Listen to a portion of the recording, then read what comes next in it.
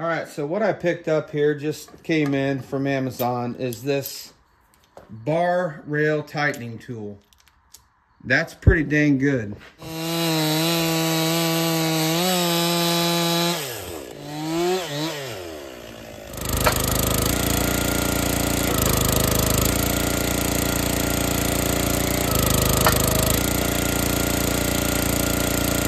Well, how we doing, everybody? Welcome back. I just got home from work here this afternoon, and I got a couple things I want to get done today. Thought I'd bring y'all along. So if you caught the last video, I was over at the farm harvesting some maple poles for bundle grade wood, and I ran out of time. I promised you I'd show you what it looked like after I got it home, so if this sun bears with me, there's the maple. Normally, I would like to just leave it in the trailer and split it right out of the trailer, but I thought I was going to need my trailer. There's another look at it without the sun glaring on it. And I went ahead and stacked it up. It gives you a good idea of what you got, but also when it comes to splitting, put that splitter right next to this, and it is so much easier. So yes, it takes a little bit more time to stack, but when it comes to the splitting, I think it speeds it up. You're not tripping through the rounds. It's just a turn around, grab a piece, fill up the log lift or whatever splitter you got, log table, and continue to split. So I like splitting off of a row of rounds much better than it being on the ground. So there's that. Kind of a little follow-up on that video. And something else, a lot of you guys had hit me with some great feedback on my issue of my chains stretching. I mentioned in that video that 2 chains now have stretched on my 261 beyond the ability to tension it with the tensioner. So they were so loose, couldn't tension it no more, and at that point the chain's useless. Now both of them chains had well over half of the teeth left. In other words, I could have sharpened them probably 4 or 5 more times. So my mind immediately goes to cheaper metal because this has only started happening in the last year. I didn't mention, now that I'm thinking about it, because after I got home and was looking at my chain situation in the garage, I had a chain for the 400C also stretch. Now some of you had mentioned one great comment that I am probably 100% guilty of was, don't tighten your chain when it's hot. In other words, when you're sawing, your saw runs out of fuel, I go over there, oil it, fuel it. If the chain's a little bit loose, I'll go ahead and tighten it up. But they say if you tighten it too tight when it's hot and expanded, it will increase the stretch. So that does make sense. I am 100% guilty of that. So I'm going to try to alternate saws when I'm sawing, and when one runs out of gas, set it down, pick the other one up, and see if that helps. Another a lot of comments that I got was on what kind of bar oil I'm using. I'm going to rule that out right now, because the bar oil I'm using is a Harvest King from my local farm supply store. And it was in a video, another YouTuber's video. Now, I couldn't remember the name of it to right off the bat here. But he did a test on oils. And out of all the main brands, Harvest King happened to be one of them. And the reason I buy it, it's local, it's plentiful, and it was cheap. It's a good $3 or $4, sometimes $5 a gallon cheaper than the Stihl oil. That oil, actually, he tested, it came out on top in every bit of the test he ran. So I'm going to rule the oil out. But I got something in the mail here. Try to keep moving. Hopefully the sun ain't too bad. We're going to head in the garage here real quick and show you what I got in the mail, because I do address bar wear, and that was a couple more commenters had said if your bar's getting heavy wear on it, it could cause your chain to ride a lot looser, which makes sense. But I'm pretty good at flipping my bar over. I do dress the top edge of the bar, keep it flush. I got a couple small gadgets, but I guess got something else in the mail. I'm gonna go take a look at it. Let's just head into the garage and get out of this sun. All right, so we made it in the garage here. Hopefully that glare isn't as bad. Second job I need to get done today, and that's the reason I'm getting the saw ready, is I need more kindling. I use pine for kindling, and that right there is it. If you guys that have followed along for a while caught the video where when I had the 17 VSC on demo here, I made an entire trailer full of kindling, and I have sold every bit of it. Unlike Phil and Karen, we move kindling around here, and the reason I think we do over from what they're doing out there in Maine is they sell a lot of pine for actual firewood. Here, when you're selling a little bit more oaks and stuff like that, walnuts, cherry, mulberry, it doesn't light as easy as pine. But that is exactly why I use pine for kindling. So I need to get more pine. I do have some out at the farm, but it's already cut and split at 16 inches. And it gets rather dangerous trying to chop those down on the miter saw. So I had remembered the gentleman across the field that owns the mobile home park had told me when we were removing that ash and maple over there that he had some pine logs on the ground if I was interested. Well, at the time I wasn't, but it just hit me the other day. So I made a phone call to him, and he says, come get it, have at it. And I took a four-wheeler right across the field and looked at it, and it's very nice stuff. It's not very limby, so I need to get this saw ready. So I'm going to set you up on the tripod here and show you what I got here, and show you what I'm trying to do to address the chain stretch, which I don't think none of this has anything to do with it, but I've also got these two chains stretched out here on the table, and the countertop, and I want to show you that. All right, so what I picked up here, just came in from Amazon, is this bar rail tightening tool. This is an Auto Vic. Like I said, just came in. I don't know nothing about it yet, so I don't want to praise it too much. But basically, I seen this by watching an Old Guy Firewood video. Dick did a pretty good video on this. You can go check his channel out. But basically, it's got two rollers here. You tighten it down, you run it back and forth, and it helps pinch your bar back together from where, if your chain gets in there, after a while, it starts wanting to rock back and forth. This tool is supposed to roll it back together. As well as doing that, I do use another cheap tool off of Amazon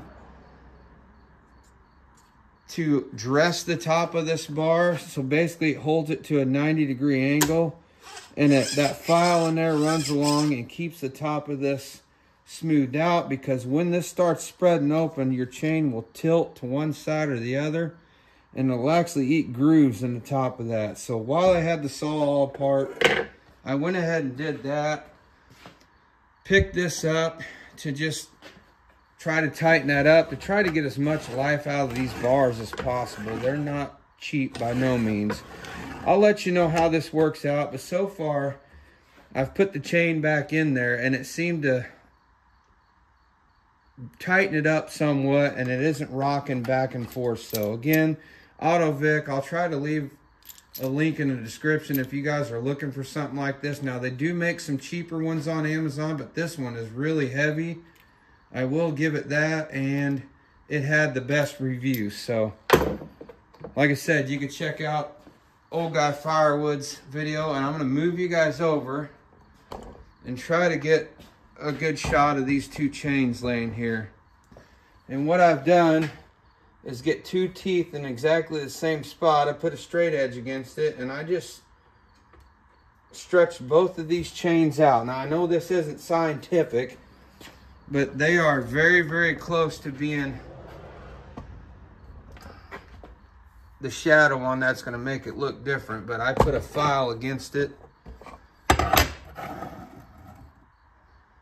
And it's both touching the file. They're both stretched the same. And you can see clearly the chain on top is the new one. And you can see how much that older chain on the bottom has stretched. And I'll try to zoom in here or get you guys closer. Hopefully this focuses. You can see the bottom chain. There's a lot of life left in those teeth. There we go. There's not much difference between that tooth right there and that one. So you could tell I haven't sharpened this chain that much. Now, since it's out of adjustment, I'm just gonna have to take that to a pro shop and have them take a link out of it. And that way I can get the rest of the tooth life out of those chains. But just getting the saw tidied up, thought I'd show you guys that little gadget. If you've got bars that are starting to wear down the middle and your chains are wobbling. And like I said, I'm not going to do a video on it and give it praise yet. Dick at Old Guy Firewood did a pretty good video. I'm going to put the new chain on, get the saw, and we're going to try to go next door and get some of that pine. Not sure if I'm going to bring you guys along for that. It's getting rather windy outside now, but I'll just move you over here real quick. Now, like I said, I've already ran this bar dresser, or this bar rail guide tightener down there, but that's pretty dang good. Well, y'all, this video is going to kind of be continued until tomorrow, because in the time I was finishing up getting the saw set up in the garage, I lost some firewood out of the stand and got caught up visiting with customers. So gentleman pulled in and bought the half rack. Gentleman pulled in and bought a loose stack out of the front. Then another gentleman pulled in and bought 3 bundles, some kindling bundles, and then I just finished visiting with another gentleman that came and bought the other side of the half rack. So I didn't get much done tonight. All right, so I took a little time to enjoy that beautiful sunset back there, and it looks like the rest of this evening I got some firewood racks to fill. Thursday night is always the hot ticket here. I don't know what it is for those of you out there that sell firewood, but it seems like Thursday evening you better have it full, because everybody's wanting to leave town for the weekend or just get ahead of their Friday. So that way Friday, if they're having backyard festivities or whatever, they're ready to go. And then we get a lot of people that come into the area that are hunters, and they'll stop by on Thursday or midday Friday on the way to their cabin up by the river. So I got to get this filled up tonight. So tomorrow when I get off work, I'm going over there and getting that pine, because with the sales tonight wiped me out on kindling. I got 4 left now that I made out of what was left in the box. So I got to get on it. So we'll bring you back tomorrow and show you what kind of pine I get brought home, and then go from there.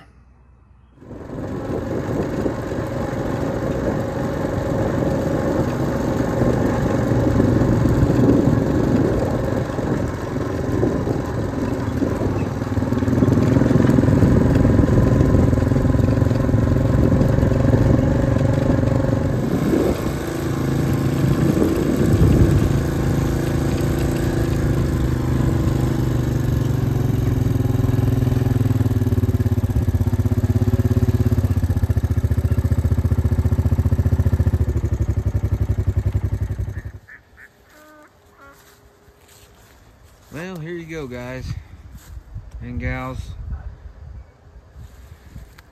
The logs have been here for quite a while. You could tell by the end of them. At least 3 years, but this one right here looks like my best candidate. There's little to no limbs on that, so I'm gonna get that marked out, get it bucked up, and get it home.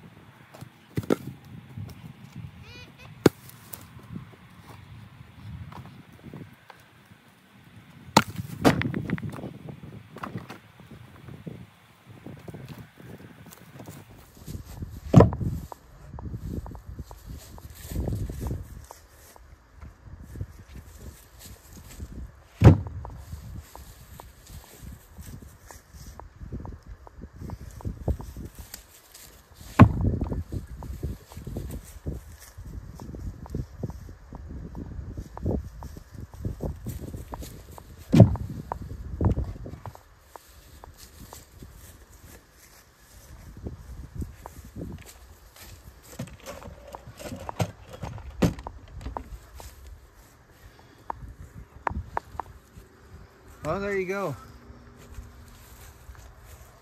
Nice load of barkless pine. So there's a lot more over here, but I picked out some of the good, straight, manageable stuff. And before I get too crazy cutting it, we'll get this split up and see how it splits. 261 is once again cutting very good.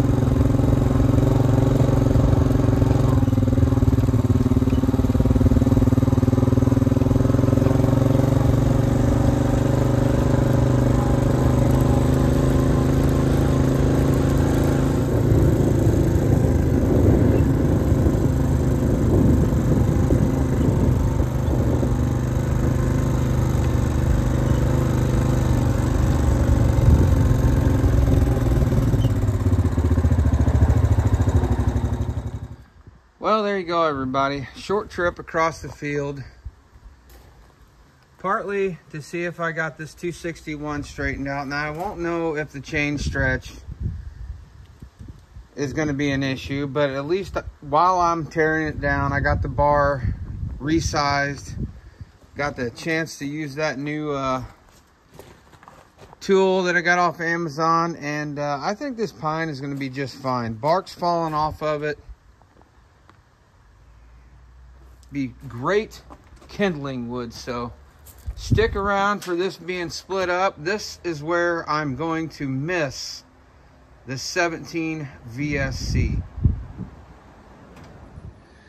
So, all right, everybody, I'm outside. It is the next morning after getting the pine home last night. It was dinner time. The wife and I went and grabbed something to eat. And I threw all the pine on the trailer because the reason I didn't get a split was the firewood stand got hit again, and I was out here till dark last night getting that filled up, which is a good thing. So to get a little closure on the end of this video, I brought out the boxer, and we're gonna take you out of this video just splitting up a little bit of this so we can see if it's any good. And yes, I still have the Wolf Ridge. It's right here, but I'm just not going to put hours on Norm's machine splitting kindling. So, and plus, my boxer has a very fast forward ram speed, and I think it's going to work perfect for doing this kindling. So, I'm going to get you set up. We're going to split this round here and see what we got and wrap this video up.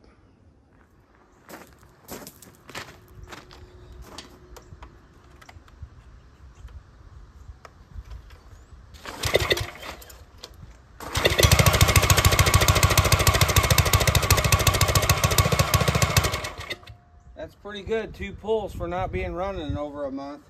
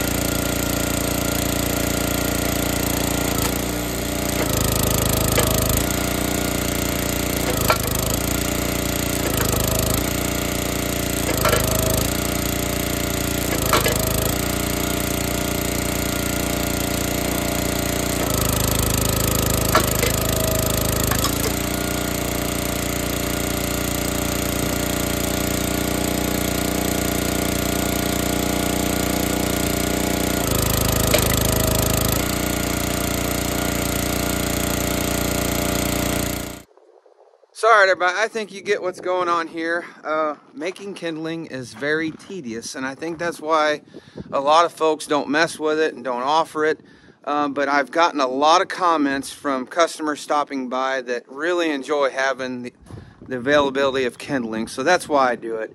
I'm also missing the 17 VSC right now, because before I would just stage that whole splitter platform and log lift with these rounds and just slide it right across, and bam, bam, bam, bam, bam. You guys that have ran vertical, you know what I'm talking about. I did put a moisture meter on that pine right there, and 3-year-old in a log form, it's running 28 to 32%. So I'm gonna split a trailer full, take it up here to my blacktop driveway and spread it out and let it lay for 4 or 5 days. That is my outdoor kiln, because when the sun hits that blacktop driveway, it really heats it up. So I think for 4 or 5 days, laying in the sun and wind, it ought to bring that down where it's at least burnable. And it's just kindling to get it going. It should dry very fast. So I appreciate you guys being here. Until next time, as always, get outside. We'll see you.